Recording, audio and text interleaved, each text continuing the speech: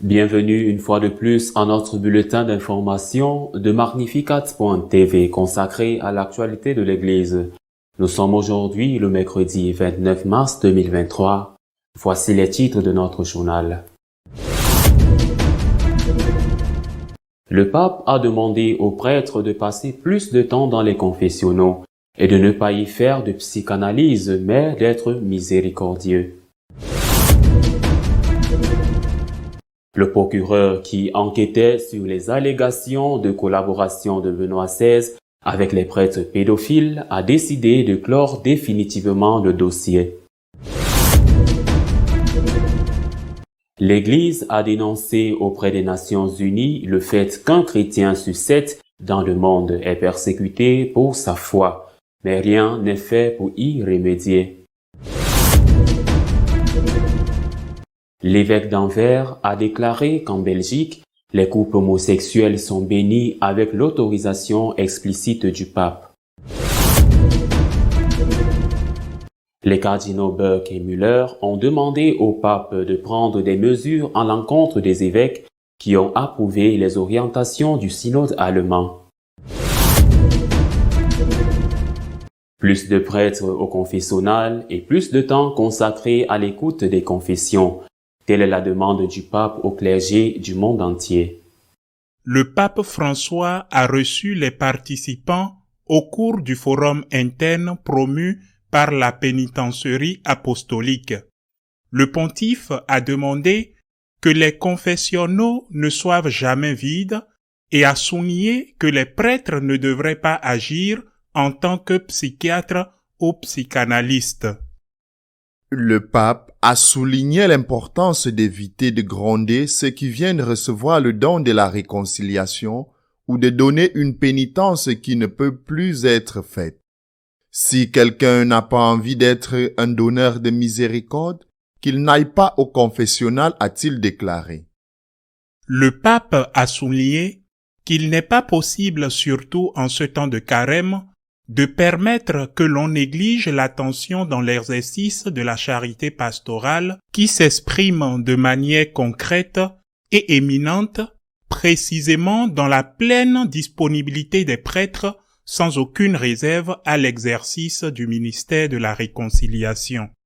François a invité les prêtres à la magnanimité du cœur, conscients qu'ils sont eux-mêmes, en tant que pénitents, à la fois pécheurs et ministres de la miséricorde.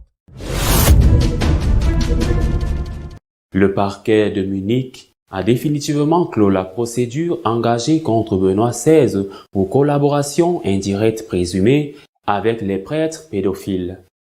Le parquet de Munich a suspendu ses enquêtes sur les abus commis à l'encontre des responsables ecclésiastiques des archevêchés de Munich et de Freising, dont Benoît XVI. C'est ce qu'a annoncé l'autorité judiciaire lors d'une conférence de presse mardi. Benoît XVI figurait sur la liste des accusés établie par le parquet dans le cadre de son enquête sur le rapport d'abus de Munich. Il a notamment été examiné si un responsable ecclésiastique pouvait avoir aidé et encouragé un acte d'abus commis ultérieurement par un prêtre par le biais d'une décision personnelle qui n'était pas encore prescrite, a annoncé le bureau du procureur. Cependant, soit aucune infraction principale de complicité n'a pu être prouvée, soit une telle infraction ne pouvait plus être poursuivie en raison de la prescription, poursuit le communiqué. Par conséquent, dans le cadre de cette procédure, aucun interrogatoire des auteurs accusés n'a été effectué et par conséquent, aucune notification de non-lieu n'a été faite, a déclaré le bureau du procureur. Dans l'affaire du pape allemand, 2 autres responsables ecclésiastiques encore en vie ont été enregistrés comme accusés. L'ancien archevêque de Munich, le cardinal Friedrich Wetter et l'ancien vicaire général de Munich, Gerhard Gruber. Les enquêtes n'ont pas abouti à des soupçons suffisants d'activité criminelle de la part des responsables du personnel, raison pour laquelle les poursuites ont été abandonnées. En ce qui concerne Wetter et Gruber, l'accent a été mis sur un ecclésiastique condamné en 1962. Les enquêtes avaient abouti à 2 infractions principales qui n'étaient pas encore prescrites. Dans le cas de Wetter, il n'a pas pu être prouvé qu'il avait connaissance des allégations d'abus et qu'il avait laissé le prêtre en question en activité, et dans le cas de Gruber, il n'a pas pu être prouvé qu'il avait délibérément contribué à l'abus. Un chrétien sur 7 est persécuté en raison de sa foi, a dénoncé l'Église aux Nations Unies. Un chrétien sur 7 souffre aujourd'hui de persécutions. C'est ce qu'a déclaré le nonce apostolique et observateur permanent du Saint-Siège auprès des Nations Unies et d'autres organisations internationales dans son discours prononcé lors de la 52e session du Conseil des droits de l'homme des Nations Unies à Genève. Au nom du Saint-Cierge, le nonce a mis l'accent sur la situation de nombreuses personnes et communautés qui souffrent de persécutions en raison de leurs croyances religieuses. La paix passe aussi par la reconnaissance universelle de la liberté religieuse, a déclaré le prélat en citant le pape. Il est préoccupant que des personnes soient persécutées pour le simple fait de professer publiquement leur foi et que, dans de nombreux pays, la liberté religieuse soit restreinte. Près d'un tiers de la population mondiale vit dans ces conditions. Ces dernières années, nous avons assisté à une recrudescence des mesures répressives et des abus, y compris de la part des autorités nationales à l'encontre des minorités religieuses dans de nombreux pays du monde, a-t-il ajouté. Les croyants se voient souvent refuser le droit d'exprimer et de pratiquer leur foi, même lorsque cela ne met pas en danger la sécurité publique. On ne viole pas les droits d'autres groupes ou individus. Selon l'archevêque d'Anvers, le pape aurait autorisé les évêques belges à bénir les unions homosexuelles, raison pour laquelle ils le font. L'archevêque d'Anvers, Monseigneur Boni, a affirmé pour la 2e fois que le pape a donné carte blanche à la bénédiction des couples homosexuels approuvée par les évêques belges. Le souverain pontife leur a demandé s'ils étaient tous d'accord et s'ils marchaient ensemble sur cette question. En Belgique, les évêques sont tous d'accord pour approuver la bénédiction des couples homosexuels et autres couples irréguliers. Il existe également un rituel et il est maintenant rapporté que, selon Monseigneur Boni, le pape a tout approuvé en novembre dernier lors de la visite ad lumina de l'épiscopat belge. Pour les évêques belges, une relation sexuelle désordonnée et objectivement pécheresse peut donc devenir le maximum que l'on puisse offrir à Dieu à un moment donné, et l'Église, pour sa part, doit non seulement respecter ce discernement erroné de la conscience, mais l'accepter. Selon Monseigneur Boni, le texte a été élaboré en discussion avec le Saint-Siège, mais finalement, nous avons publié le texte et il n'y a eu que le silence. Le texte qui a été accepté à l'unanimité a été présenté à Rome lors de la visite ad lumina en novembre dernier, une semaine après la visite des évêques allemands. L'évêque d'Anvers a ajouté « Nous en avons également discuté avec le pape qui nous a dit « C'est votre décision, je comprends ». L'important pour lui était de continuer avec sagesse et de rester unis. Par 2 fois, il a demandé « Êtes-vous tous d'accord ? Marchez-vous ensemble ?» Et nous avons dit « Oui ». Les cardinaux Burke et Müller ont demandé au pape de prendre les mesures en l'encontre des évêques qui ont approuvé les lignes directrices du synode allemand et les mettre en œuvre. suite à l'approbation par le synode allemand de mesures contraires à la foi de l'Église, les cardinaux Müller et Burke ont déclaré à EWTN que les évêques qui les ont approuvés et les mettent en œuvre devraient être sanctionnés.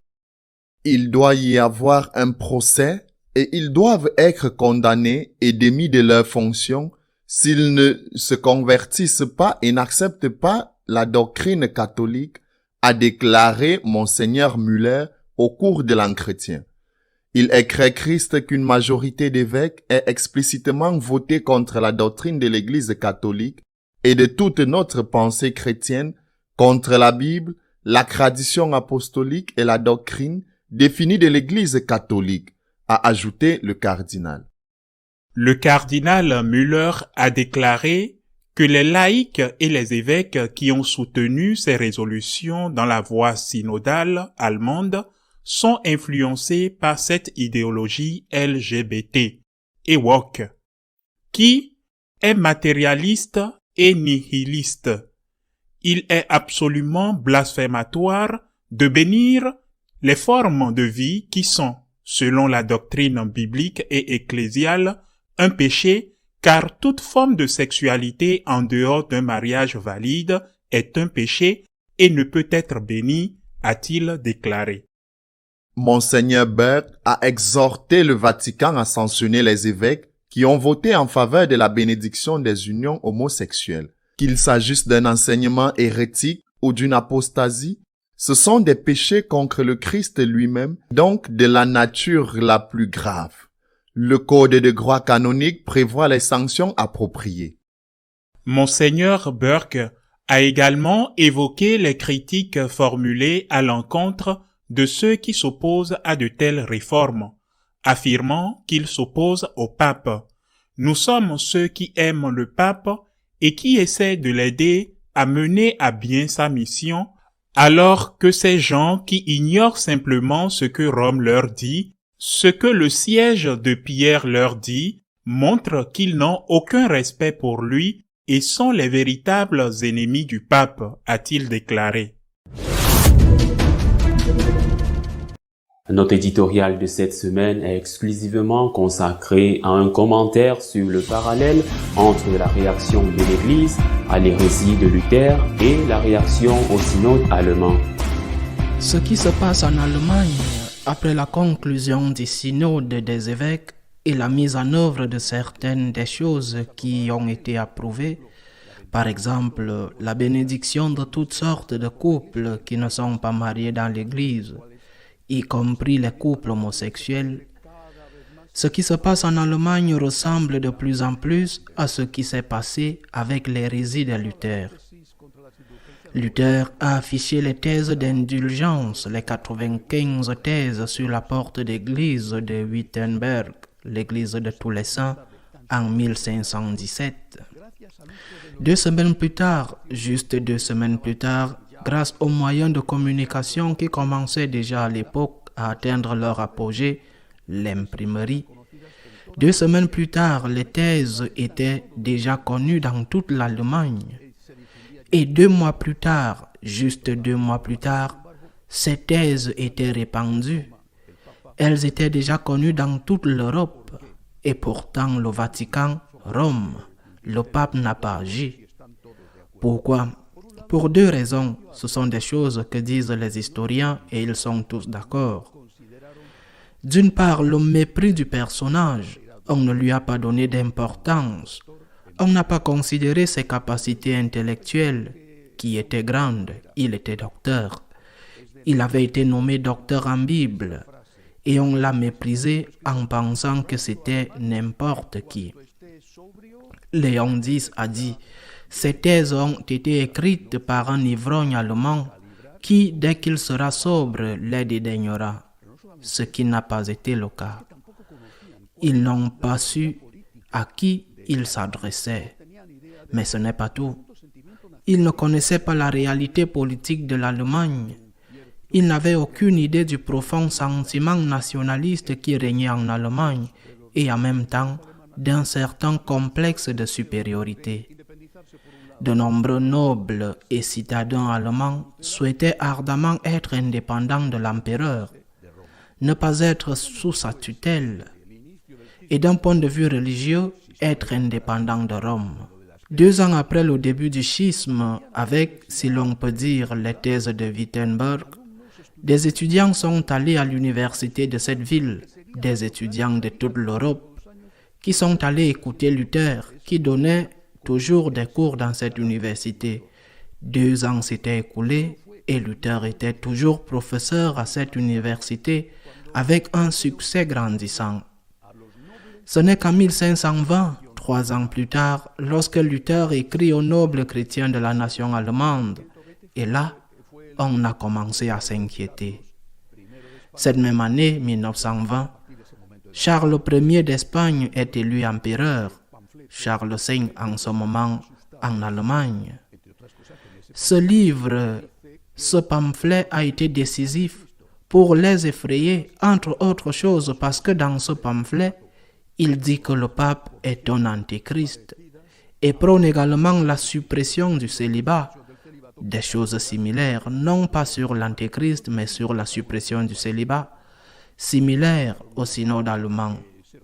Alors oui, ils ont commencé à s'inquiéter. Ils ont envoyé une bulle pour qu'il rétracte ses erreurs.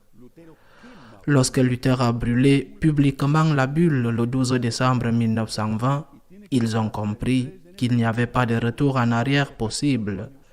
Et ce n'est que le 3 janvier 1921, près de 4 ans plus tard, que l'excommunion a finalement été prononcée à son encontre. Et pourtant même, à ce moment-là, aucune mesure n'a été prise parce qu'il était tellement protégé par les pouvoirs politiques, appelons-le ainsi, de l'époque. Certains seigneurs féodaux, surtout Frédéric de Saxe, il était tellement protégé que même à ce moment-là, ils n'ont pas osé agir contre lui. Il a fallu organiser la diète de Worms, où il a été officiellement déclaré hérétique. Luther sort avant la fin de la diète, la réunion des princes et des villes d'Allemagne présidée par l'empereur Charles, et fut secrètement protégé par Frédéric de Saxe dans l'un de ses châteaux, un château assez imprenable, où il passa quelque temps à traduire, par exemple, la Bible en allemand. 4 années d'inactivité qui ont permis à Luther de continuer à répandre ses erreurs non seulement en Allemagne, mais aussi dans toute l'Europe, car cela a eu des répercussions non seulement en Allemagne, mais aussi en Europe, ce qui a traîné une lutte religieuse terrible et dévastatrice entre les catholiques et les luthériens. Elle devint si forte que les partisans de Luther mirent sur pied une coalition armée, la Ligue schmalkaldique, qui était si puissante que l'empereur Charles n'avait pas assez de force dans ses dominions allemands pour le combattre, et a dû recruter des soldats payés en Italie et aussi en Espagne. Cette situation avec Luther est presque similaire à bien des égards à ce qui se passe aujourd'hui. Le soutien des médias, la presse écrite au temps de Luther. Aujourd'hui, le soutien massif des médias. Pourquoi? Parce que les médias sont favorables au synode allemand ou parce que le synode allemand dit ce que l'idéologie dominante veut nous imposer à tous. Ils soutiennent celui qui les soutient, ou plutôt, le synode allemand s'est plié à cette idéologie dominante. C'est le pape François qui a dit que c'est un synode qu'il a été, parce qu'il s'est déjà terminé, un synode idéologisé et élitiste. C'est le pape François qui a dit qu'en Allemagne, il y a déjà une église protestante et qu'il n'y a pas besoin d'en avoir une autre. Soutien des médias, soutien des politiques de l'époque, Frédéric de Saxe, les princes et les villes de la Ligue schmalkaldique, et à notre époque, tous ceux qui tentent de nous imposer par la force, grâce à ce bombardement permanent et à l'imposition de lois, ceux qui tentent de nous imposer l'agenda 2030. Mais il y a aussi l'argent. Je ne sais pas combien d'argent ces féodaux ont donné à Luther pour diffuser ses œuvres. Par exemple, pour payer les impressions qui ont été diffusées dans toute l'Europe. Je ne sais pas. Aujourd'hui, peut-être qu'il y a aussi des donateurs pour ce nouveau début de schisme. Je ne sais pas, mais les Allemands n'auraient pas besoin de ces donateurs car c'est sans doute l'église la plus riche du monde.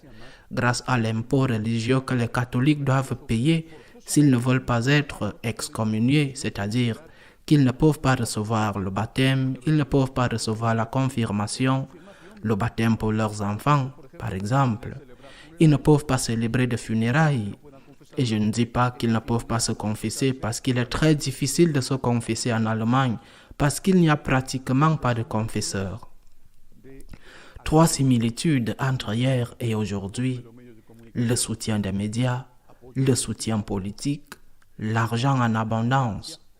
À l'époque de la part des seigneurs féodaux et aujourd'hui de la part des catholiques allemands eux-mêmes, dont beaucoup voudraient cesser d'aider l'Église, mais la menace d'être étiquetés comme apostats les empêche de le faire. Et une conclusion, la même. La conclusion est que rien n'est fait. Où sont les épiscopats qui s'expriment? Même les épiscopats africains, mais même les épiscopats anglicans africains ont été beaucoup plus courageux en s'exprimant publiquement contre la bénédiction des couples homosexuels approuvée en Angleterre. Pas un mot, même de la part des Africains, sans parler du reste de l'Église. Je disais la semaine dernière qu'ils ont laissé le pape seul. Il faut parler. Nous devons dire des choses avec le plus grand respect, mais nous devons parler. Ce silence est tonitruant.